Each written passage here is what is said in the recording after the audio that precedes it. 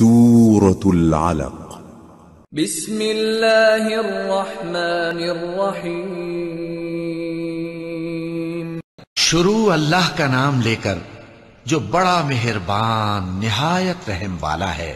اے نبی صلی اللہ علیہ وآلہ وسلم، اپنے پروردگار کا نام لے کر پڑھو جس نے تمام کائنات کو پیدا کیا، جس نے انسان کو خون کی پھٹکی سے بنایا۔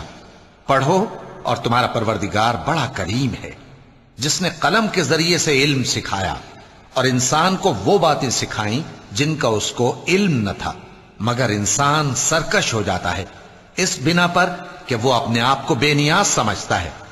کچھ شک نہیں کہ سب کو تمہارے پروردگار ہی کی طرف لوٹ کر جانا ہے۔ کیا تم نے اس شخص کو دیکھا جو منع کرتا ہے، یعنی ایک بندے کو جب وہ نماز پڑھنے لگتا ہے؟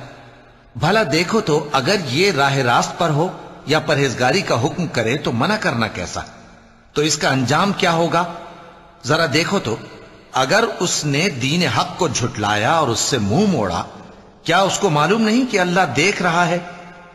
دیکھو اگر وہ باز نہ آئے گا تو ہم اس کی پیشانی کے بال پکڑ کر گھسیٹیں گے، یعنی اس جھوٹے خطاکار کی پیشانی کے بال، تو وہ اپنے یاران مجلس کو بلا لے، ہم بھی دوزخ کے فرشتوں کو بلائیں گے۔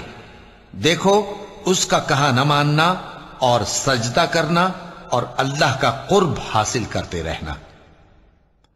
چونکہ آیت سجدہ تلاوت کی گئی ہے لہذا سامعین پر سجدہ واجب ہے۔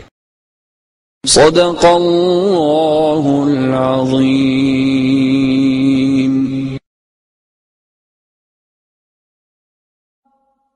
حی علی الفلاح،